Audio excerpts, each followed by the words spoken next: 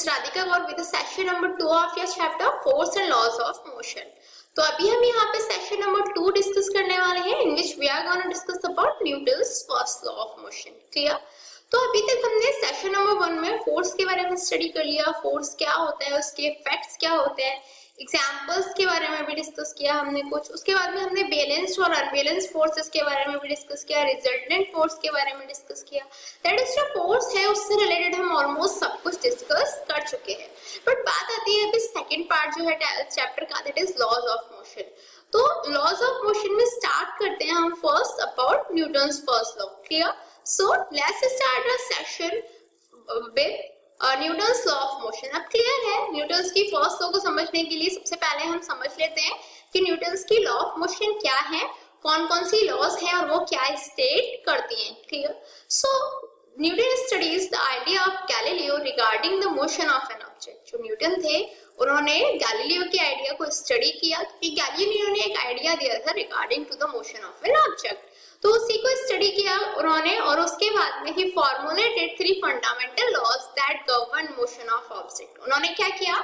उन्होंने 3 fundamental laws को formulate किया जो आज जो मोशन ऑफ ऑब्जेक्ट्स हैं उनके लिए काफी स्पेशल लॉज है, we can say fundamental laws हैं। जो मोशन ऑफ ऑब्जेक्ट्स है उससे रिलेटेड 3 लॉज जो है उन्हें हम फंडामेंटल लॉज बोलते हैं। Clear? That Newton studied the idea of Galileo regarding the motion of an object and then he formulated 3 fundamental laws that govern motion of the object. Now talking about Newton's first law of motion.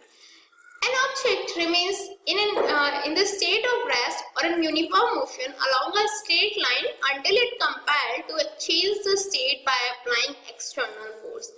Actually जो Newton ने laws of motion दिए, as I told you 3 laws of motion थे, उन्हें हम Newton's first law, second law and third law के name से ही जानते हैं।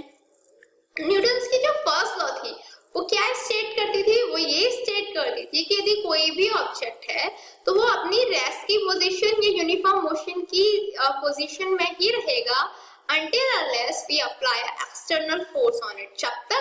जब तक कि हम उस पर कोई भी एक्सटर्नल फोर्स अप्लाई नहीं करेंगे। क्लियर? दैट इज जो स्टेशनरी ऑब्जेक्ट है वो स्टेशनरी रहेगा, जो ऑब्जेक्ट मोशन में है वो मोशन में रहेगा। जब तक कि हम उस पे कोई भी एक्सटर्नल फोर्स अप्लाई नहीं करेंगे वो अपनी स्टेट ऑफ रेस्ट और स्टेट ऑफ मोशन को चेंज नहीं करेगा। Is that clear to you? Then any object remains in the state of rest or in uniform motion along a straight line until it is compelled to change the state of, or we can say state of rest or state of motion by applying external force. Clear? Now talking about Newton's second law of motion. Newton की second law क्या state करती है? It is stated that rate of change of momentum is directly proportional to the force applied in the direction of force. जो momentum change होता है उसका जो rate होता है वो डायरेक्टली प्रोपोर्शनल होता है to the force applied in the direction of force. उस फोर्स के जो डायरेक्शन ऑफ फोर्स में जो फोर्स अप्लाइड रहती है उसके डायरेक्टली प्रोपोर्शनल रहता है जो मोमेंटम का चेंज होने का रेट रहता है। Clear? That is, according to the second law of motion, the rate of change of momentum is directly proportional to the force applied in the direction of motion. Clear? Now talking about Newton's third law of motion, it is stated that there is an equal and opposite reaction for every action. Newton's की third law क्या कहती थी? वो ये कहती थी कि हर एक एक्शन के लिए, हमारे हर एक एक्शन के लिए एक इक्वल और अपोजिट रिएक्शन हमें मिलेगा। Clear? So these were the 3 laws of Newton. But talking about, obviously, as I told you in this section, we will gonna discuss about Newton's first law of motion. So we have to study in detail. So the thing is that obviously we have studied it already that Newton's first law of motion stated that an object will continue to remain in its state of rest or in uniform motion along a straight line unless an external force acts on it. Clear है कि कोई भी object है तो वो अपनी rest की position में ही रहेगा या फिर अपने मोशन की पोजीशन में ही रहेगा जब तक हम कोई भी एक्सटर्नल फोर्स उस पर अप्लाई नहीं कर सकते। Clear? For a simple definition, we can define it in this way that an object will continue in its state of rest or motion until unless we apply an external force upon it. Clear? Now the thing is, this means that all objects resist in changing their state. Clear है? जितने भी object available हैं वो सब क्या करते हैं, वो अपनी चेंज ऑफ स्टेट अपनी स्टेट में चेंज लाने को रेसिस्ट करते हैं, अपनी स्टेट में चेंज नहीं लाना चाहते।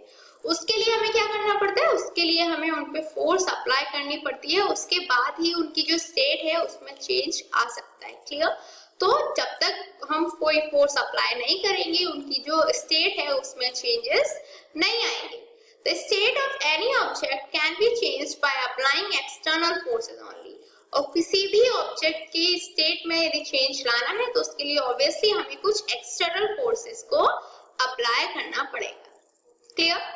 Now the thing is, what are the applications of Newton's first law of motion? मैंने अभी बताया न्यूटन्स की फर्स्ट लॉ क्या स्टेट कर दी है, बट बात आती है जो न्यूटन्स की फर्स्ट लॉ ऑफ मोशन है उसकी एप्लीकेशंस क्या है। A person standing in a bus falls backward when a bus started moving suddenly। कोई भी पर्सन जो बस में खड़ा हुआ है वो क्या फील करता है, वो बैकवर्ड फॉल हो जाता है when the bus started moving suddenly। जैसे ही कोई भी बस आगे स्टार्ट होती है, आई मीन टू से आपने जर्नी करी है कभी बस में तो आपने देखा होगा आप बस में खड़े हुए, क्लियर, क्या हुआ, जो ड्राइवर है उसने सडनली बस को स्टार्ट किया। यदि आप खड़े हुए you will feel to fall backward, आपको लगेगा आप पीछे गिरने जा रहे हो, बस बच ही गए।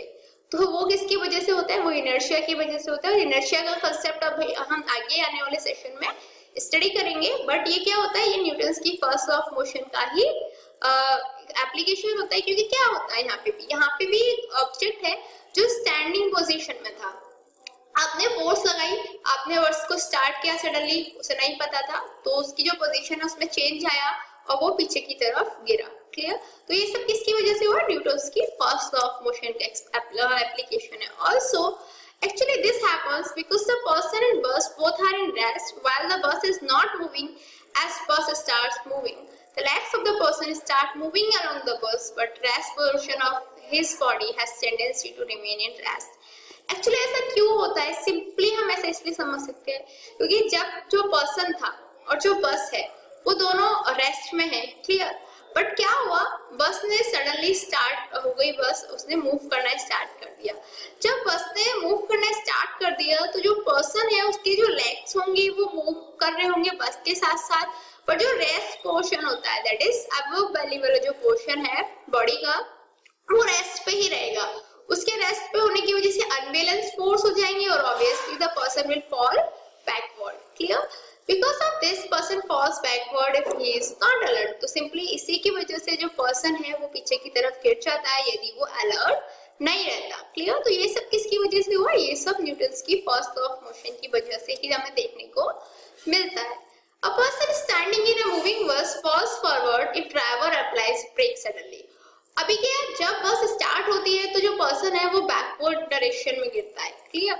बट यदि जो बस है वो मूव कर रही है, ड्राइवर ने सडनली ब्रेक्स अप्लाई कर दिए तो जो पर्सन है वो फॉरवर्ड डायरेक्शन में गिरेगा। What? That a person standing in a bus falls forward if driver applies brake suddenly. ऐसा इसलिए होता है because when the I mean to say ऐसे इसलिए होता है क्योंकि वहां पे भी क्या था, वहां पे दोनों मोशन में थे। क्लियर? जब दोनों मोशन में थे तो आई मीन टू से जो लेग्स हैं वो मोशन में थे और जो बस है वो मोशन में है, पर जैसे ही सडनली ब्रेक्स अप्लाई होंगे तो क्या होगा, जो मोशन है उसको रोकने के लिए, बस के मोशन को रोकने के लिए हमने फोर्स अप्लाई की।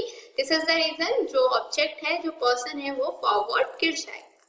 Next application is that when the pile of coins on the carom board hit by a striker, coin only at the bottom moves away, leaving rest of the pile of the coins at the same place।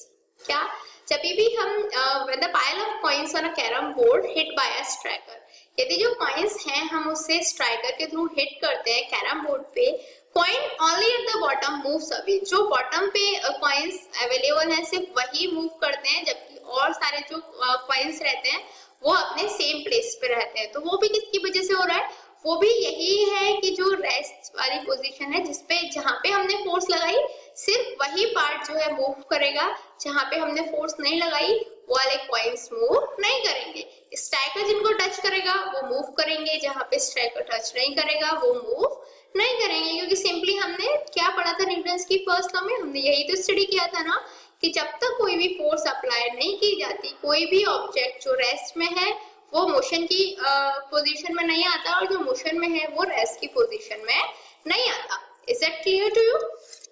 Also, safety belts are used in car and other vehicles to prevent the passengers being thrown in the condition of sudden braking or other emergency. आपने देखा जब भी आप car में travel करते हो तो आपके जो पेरेंट्स हैं obviously they will suggest you to tie the safety belts, right? तो वो क्यों बोलते हैं ऑब्वियसली इसलिए बिकॉज यदि कोई भी सडन ब्रेकिंग हुई या फिर कोई इमरजेंसी कंडीशन हुई तो उस कंडीशन में जो आप हैं वो प्रिवेंटेड रहे, आपको कोई प्रॉब्लम ना हो, आप व्हीकल से बाहर नहीं फेंक दिए जाओ. To be jokes apart, just meaning that कि सेफ्टी बेल्ट आपके लिए इसलिए यूज होती है कि कोई भी एक्सीडेंटल कंडीशन में आपको डैमेज ना हो.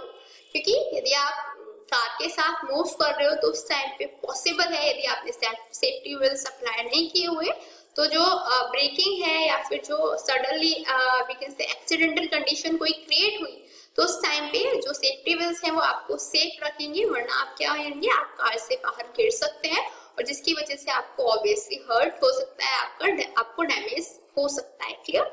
Thereby elder suggest to safety belts. Clear?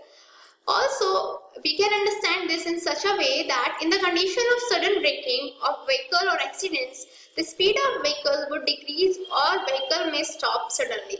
In that conditions, passengers may be thrown in the direction of the motion of the vehicle due to the tendency to remain in the state of motion. Clear है?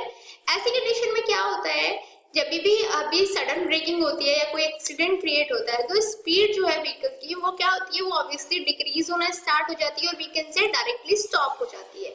उसके decrease होने से या stop होने से क्या होता है, जो कंडीशन ऐसी बनती है कि जो पैसेंजर है उसे डायरेक्शन ऑफ जो व्हीकल था उसकी जो मोशन की डायरेक्शन थी उसमें थ्रोन होने के चांसेस ज्यादा रहते हैं. क्यों? क्योंकि ऑब्वियसली जो पर्सन है और जो व्हीकल है वो दोनों क्या चाहते हैं, वो दोनों मोशन की स्टेट में है तो वो अपनी मोशन की स्टेट में रहना चाहेंगे. जब वो मोशन की स्टेट में रहना चाहेंगे तो क्या होगा, ऑब्वियसली एक्सीडेंट के टाइम पे वो जो डायरेक्शन है व्हीकल की उसी डायरेक्शन में थ्रोन आउट कर दिए जाएंगे क्योंकि उन्होंने सेफ्टी बेल्ट नहीं पहनी हुई, दैट इज उन्हें फोर्स कोई नहीं डायरेक्ट करेगा उस वे में. क्लियर? इसीलिए जो सेफ्टी बेल्ट हैं उनका यूज बताया गया है. Also, the head of hammer is tightened on a wooden handle by hanging the handle against a hard surface.